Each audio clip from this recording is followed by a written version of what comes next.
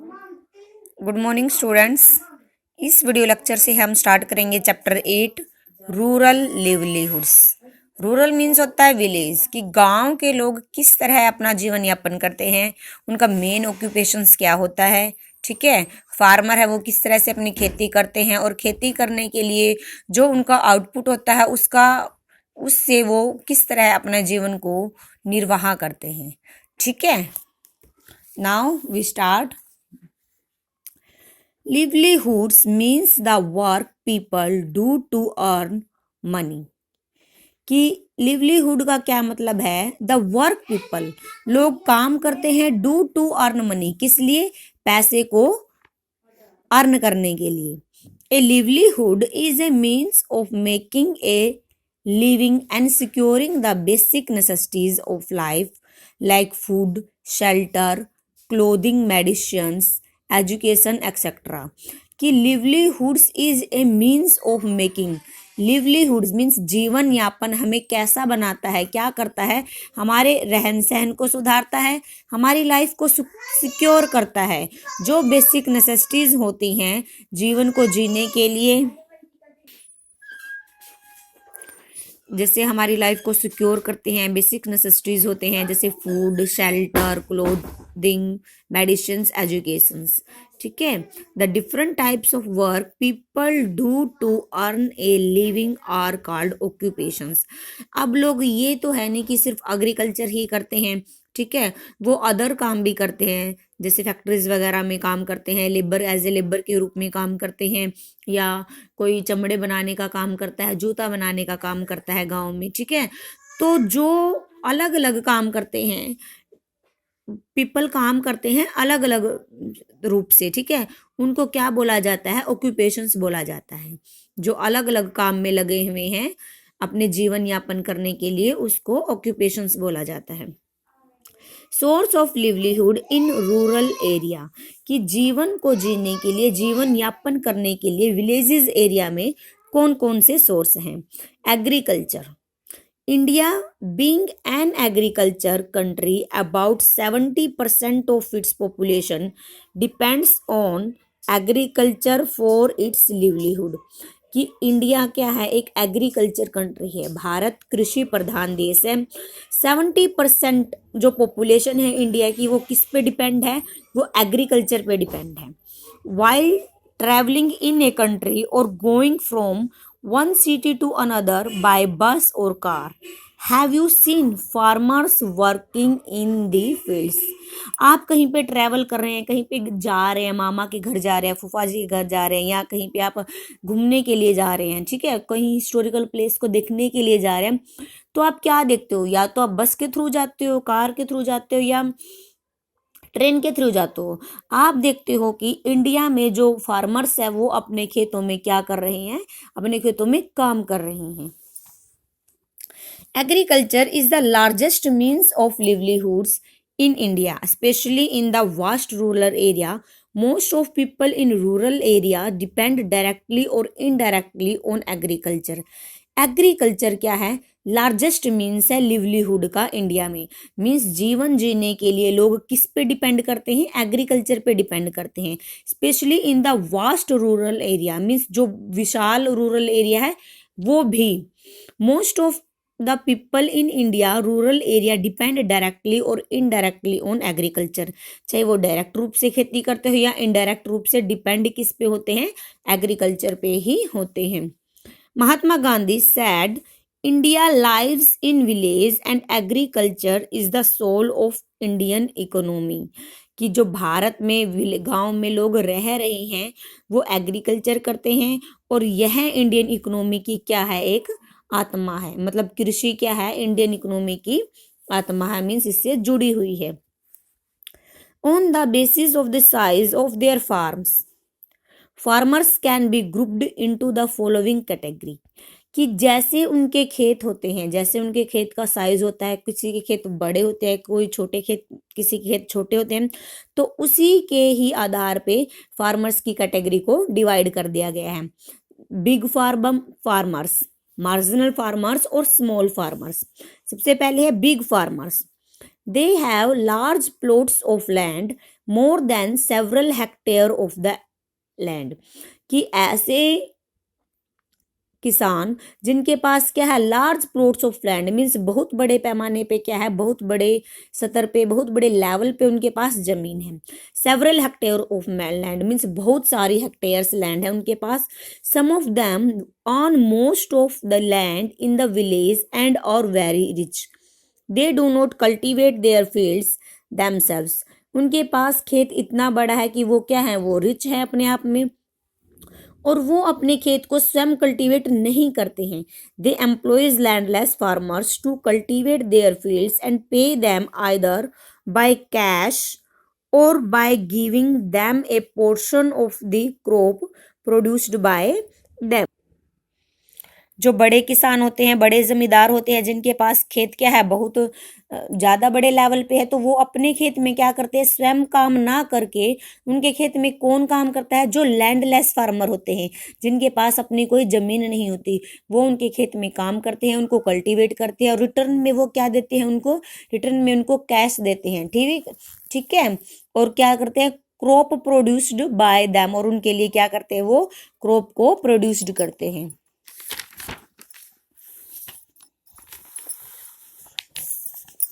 These farmers use of modern agriculture equipments like harvesters, tractor and threshers. They use tubers and submersibles pumps for irrigating their lands. ये farmer क्या करते हैं, जिनके पास बड़ी जमीन होती है, ये मॉडर्न तरीके से एग्रीकल्चर करते हैं। इनके पास एग्रीकल्चर करने के जो इक्विपमेंट्स होते हैं, जैसे हार्वेस्टर है, ट्रैक्टर है, थ्रेशर है, ये इनके अपने होते हैं, और इनके खेतों में इरिगेशन करने के लिए ट्यूबवेल्स लगे होते हैं, सबमर्सिबल्स लगे होते हैं। Use of high yield seeds, fertiliser and pesticides increase their agriculture output. अपने खेतों में ये अच्छी वैरायटी के सीड्स को यूज करते हैं, खाद वगैरह लगाते हैं, ठीक है, अच्छी तरह की दवाइयों का यूज करते हैं, तो जिनसे क्या होता है, इनका एग्रीकल्चर जो प्रोडक्शन होता है, जो इनकी फसल होती है, वो ज़्यादा से ज़्यादा उत्पादन होता है उसका। Along with food crops like wheat and rice, they grow cash crop like cotton and sugar cane. जो फूड क्रॉप होती है, व्हीट और राइस, इसके साथ साथ वो और भी फसल का उत्पादन करते हैं, प्रोडक्शन करते हैं। कैश क्रॉप होती है जैसे कॉटन और शुगर केन, ठीक है।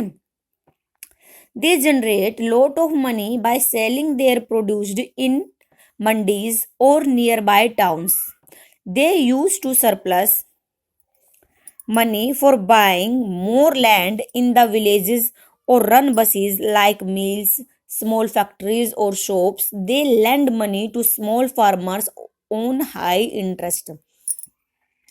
ये क्या करते हैं, जनरेट लॉट ऑफ मनी, तब इनका प्रोडक्शन होता है तो ये अपनी प्रोडक्शन को क्या करते हैं, सेल कर देते हैं। कहाँ पे सेल करते हैं, मंडी में बेच देते हैं अपनी फसल को, या टाउन्स में बेच देते हैं। जो पैसा आता है उनका क्या करते हैं, सरप्लस मनी, जो पैसा आता है उनका, या तो उससे वो लैंड को परचेज कर लेते हैं, या फिर वो कोई बिजनेस कर लेते हैं, जैसे मिल वगैरह लगा लेते हैं, फैक्ट्री वगैरह कर ली उन्होंने, या अपनी खुद की शॉप ओपन कर ली है। और कुछ मनी को वो क्या कर देते हैं, जो स्मॉल फार्मर्स होते हैं, हाई इंटरेस्ट पे उनको क्या कर देते हैं, लेंड कर देते हैं, मीन्स उधार पे दे देते हैं। Being in an influence position, they take advantage of several government schemes meant to help the farmers in improving agriculture output.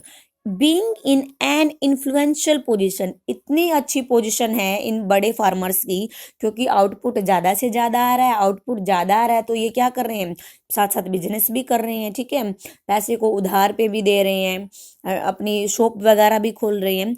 तो जो गवर्नमेंट की स्कीम है, साथ के साथ उनका एडवांटेज भी उठा रहे हैं, या जो इनसे इम्प्रूविंग हुई है उससे एग्रीकल्चर में क्या हुआ है, आउटपुट बहुत अच्छा मिला है, ठीक है। 1/5 of the farmers in India belong to this category, कि 1/5 फार्मर्स इंडिया के जो बिलोंग करते हैं वो इसी कैटेगरी में आते हैं, मीन्स वो बिग फार्मर्स हैं। नेक्स्ट है मीडियम फार्मर्स। मीडियम फार्मर्स कौन होते हैं, they are the farmers who own 2 to 5 hectare lands, जिनके पास 2 से 5 हेक्टेयर लैंड होती है उनको बोलते हैं मीडियम फार्मर्स। हेक्टेयर में क्या आता है, 1 हेक्टेयर में 2.5 एकड़ जमीन आती है, मीन्स 1 हेक्टेयर में 2.5 एकड़ जमीन आती है, ठीक है। दे कल्टिवेट देयर लैंड देमसेल्व्स, ये अपने जो लैंड है उसको स्वयं कल्टिवेट करते हैं। They usually grow food crops like rice, wheat and pulses, ये जो मीडियम फार्मर्स है वे ये सिर्फ फूड क्रॉप को ग्रो करते हैं, क्योंकि इनको अपने जीवन यापन के लिए चाहिए, इतनी बड़ी जमीन है नहीं इनके पास कि कैश क्रॉप को प्रोडक्शन कर सकें। They produced enough for themselves and sell a small portion of it in the market. अगर कुछ इनकी फूड होने के बाद, प्रोडक्शन होने के बाद कुछ थोड़ा बहुत बच जाता है स्वयं के कंजप्शन करने के बाद, तो वो छोटे से पोर्शन को प्रोडक्शन के मार्केट में क्या कर देते हैं, सेल कर देते हैं। नेक्स्ट है small farmers. Farmers having agriculture land of 1 hectare to 2 hectare.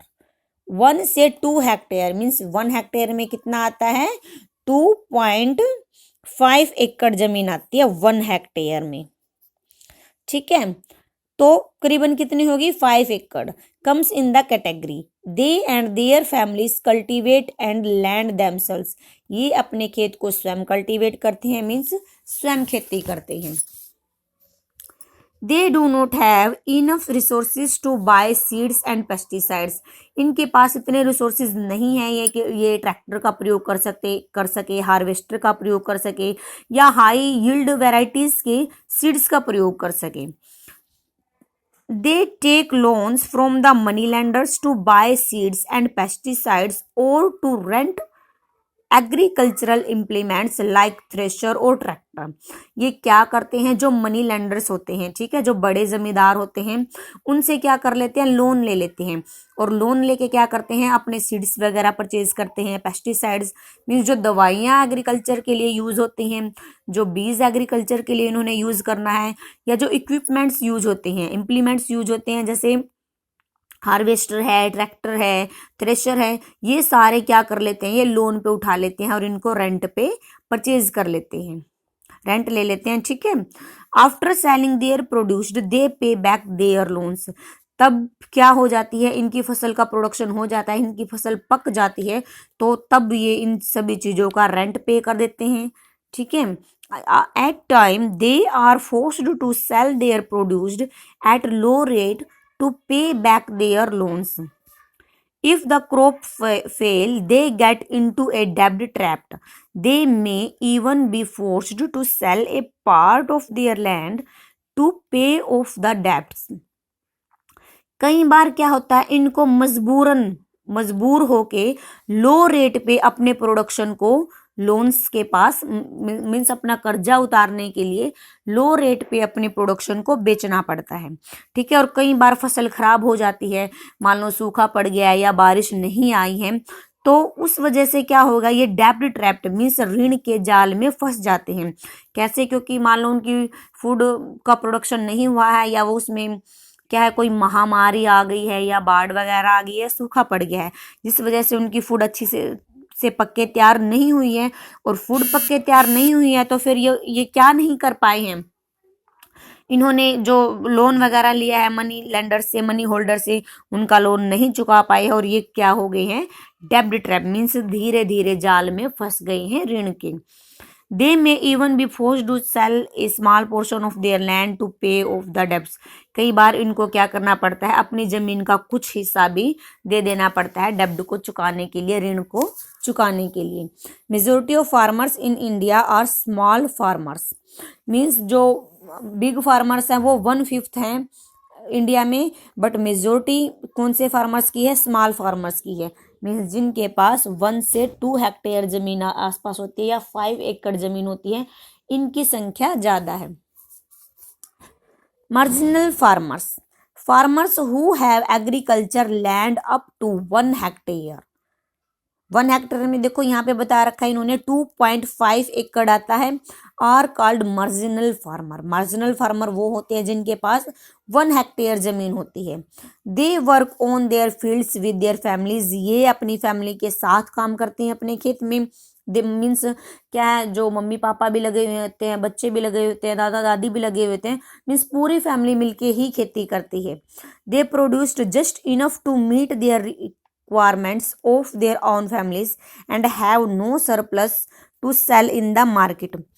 इनकी जो खेती है उनसे सिर्फ इतना ही प्रोडक्शन हो पाता है, इतनी ही फसल पैदा होती है जिससे कि ये अपना जीवन निर्वाह कर सके।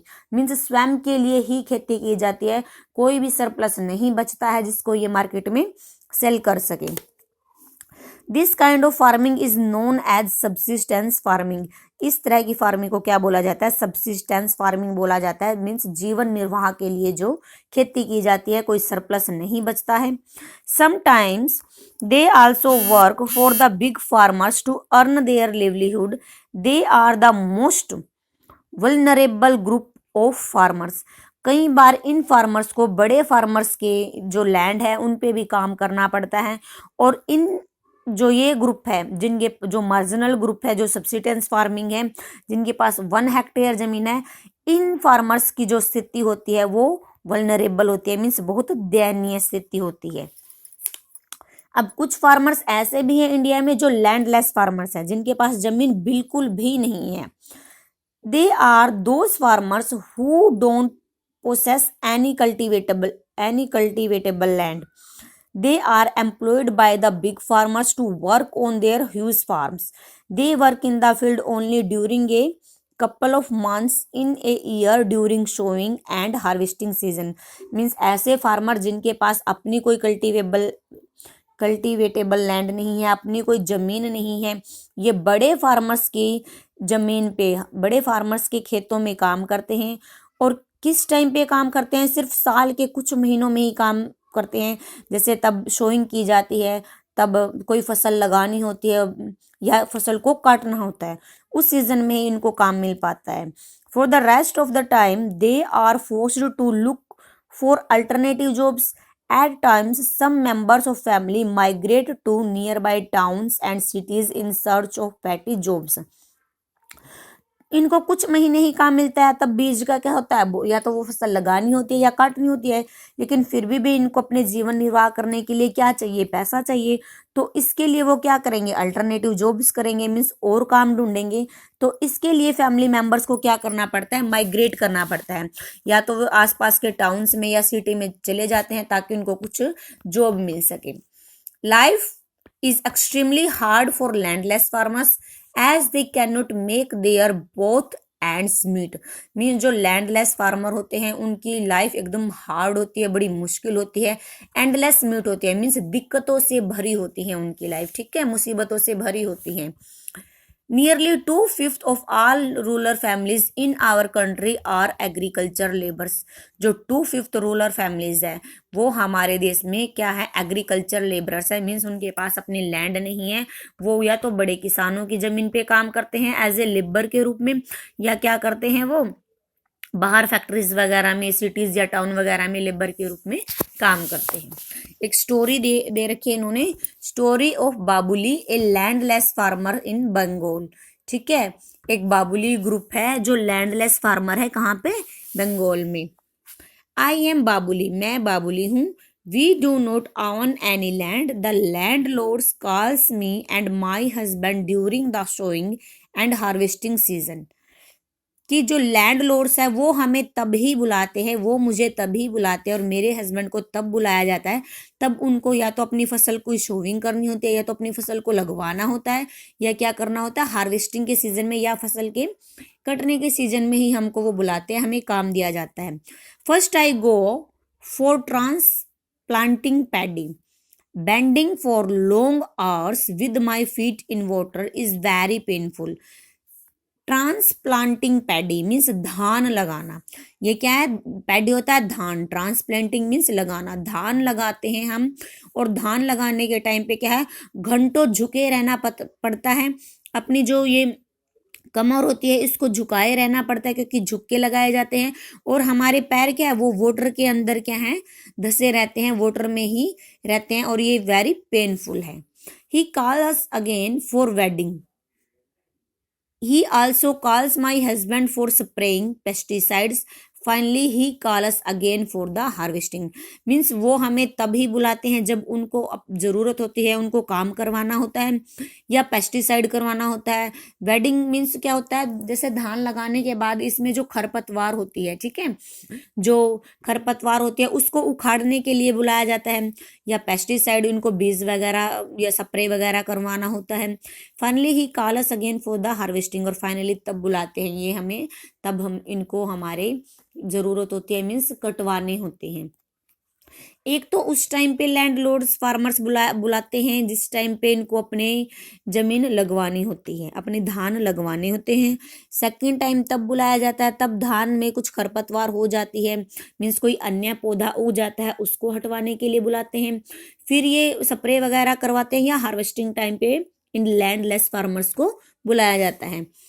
When there is no work on the farm, we have to find work outside, either breaking stones at the highway construction site or loading sand from the rivers nearby into trucks.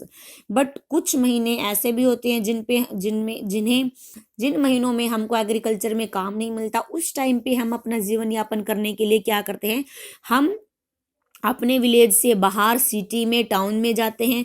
वहाँ पे जो stones होते हैं, या तो highway construction हो रहा होता है या कोई रिवर है उसके आसपास काम करना पड़ता है, उसमें क्या करते हैं, एज ए लेबर के रूप में काम करते हैं, ठीक है, जैसे रेत उठाना, बजरी उठाना, कंकर उठाना। दास बाबू pays me and my husband only 50 per day, but I come here because I can depend on him to call me whenever there is work. दास बाबू है जो, ठीक है, दास बाबू मीन्स जिसके अंडर ये काम कर रहे हैं, वो काम करने के लिए 50 रुपये देता है मेरे को और मेरे हस्बैंड को, ठीक है। और हमें काम इतने लो रेट पे काम करना पड़ रहा है क्योंकि हमारे पास और कोई काम नहीं है, और तब भी काम होता है तो ये हमें बुला लेता है। somebody else who will readily work for that much, means तभी हमको बुलाया जाता है जब इनके पास काम होता है, ठीक है। नेक्स्ट है प्रॉब्लम ऑफ डेप्ट अमंग फार्मर्स, कि जो फार्मर्स होते हैं वो डेप्ट अमंग फार्मर्स होते हैं, मीन्स वो ऋण के जाल में फंसे रहते हैं। उनकी क्या प्रॉब्लम्स है, small farmers often have to borrow money from the money lenders to buy seeds, fertilisers and pesticides for their farms. The money lenders give this money on high interest. Small farmers lack irrigation facilities like tubewells. They depend heavily on monsoon. Failure of monsoon ruins their crop. Excessive rains or floods also damage their crop. कि जो small farmer होते हैं उनको money क्या करनी पड़ती है, बोरो करनी पड़ती है, मनी लेंडर से मनी को उधार लेना पड़ता है, जिससे वो सीड्स परचेज करते हैं, फर्टिलाइजर या पेस्टिसाइड्स परचेज करते हैं अपने फार्म के लिए। ये जो मनी लेंडर्स होते हैं ये मनी को इतने अच्छे नहीं होते कि उन्होंने मनी को दे दिया कि हाँ भाई आप अपने खेत में काम करो तब आपकी फसल उग जाएगी, हमको पे कर देना। ये हाई इंटरेस्ट पे देते हैं मनी। और स्मॉल फार्मर्स के पास इरिगेशन की कमी होती है, ठीक है, उनके अपने खेत में ट्यूबवेल्स नहीं होते हैं, सिंचाई के साधन नहीं होते हैं, तो ये किस पे डिपेंड करते हैं अपने खेतों में पानी देने के लिए, मानसून पे डिपेंड करते हैं। बारिश आ गई तो इनको खेतों में पानी आ गया, अदरवाइज नहीं आया। कई बार मानसून क्या कर देते हैं, इतनी ज़्यादा आ जाती है, मीन्स बाढ़ आ जाती है या बारिश बहुत ज़्यादा हो जाती है, इनकी फसल को रुइंस कर देती है, खराब कर देती है। एक्सेसिव रेन्स और floods also damage their crop. और कई बार बारिश नहीं आती है, कई बारिश नहीं आती है तब भी फसल खराब हो जाती है, ज़्यादा बारिश आती है तब भी क्या हो जाती है, फसल खराब हो जाती है। जैसे उन्होंने दो केस दिखाए गए हैं, ड्रॉट कंडीशन, तब बारिश नहीं आई है, उस सिचुएशन में जमीन क्या हो गई, एकदम बंजर हो गई है, एकदम सूखा हो गया है। और excessive rains causing damage to crop, means बहुत ज़्यादा बारिश आने पे भी फसल क्या हो गई है, खराब हो गई है। In such a situation they are unable to pay back the loans, at time they are forced to borrow money to survive. इस सिचुएशंस में, सूखे की सिचुएशन में और बाढ़ की सिचुएशन में ये पे नहीं कर सकते हैं, जो लोन इन्होंने उठाया है उसको पे नहीं कर सकते हैं, क्योंकि इनकी जो खेती है वो नहीं पकी है, वो खराब हो गई है, और फिर मजबूरन होकर इनको दोबारा फिर से लोन उठाना पड़ता है अपने जीवन को जीने के लिए। If his crop fails 2 or 3 times in a row, a farmer is even forced to sell off his land to pay off his debts. 2 या 4 बार ऐसा हो गया, लगातार बाढ़ आती रही है या सूखा होता रहा है, किसी वजह से जो इनकी फसल है वो नहीं पक पाती है, उस सिचुएशन में मजबूरन उनको इनको कई बार क्या करना पड़ता है, अपनी जमीन को भी बेचना पड़ता है अपने ऋण को चुकाने के लिए। Soon the loan becomes so large that no matter what they earn, they are unable to repay. That is what is called debt trap. और क्या होता है, ये इनके पास कोई मैटर नहीं होता है कि जहाँ से ये पैसे को प्राप्त कर सके, अर्न कर सके, ये अनेबल हैं अपने पे करने के लिए, इसलिए इस वजह say that is what is called trap, इसको क्या बोला जाता है, जो ऋणों का जाल बोला जाता है कि ये कंटिन्यूसली ऋण के जाल में फंसे हुए हैं। ठीक है, ओके।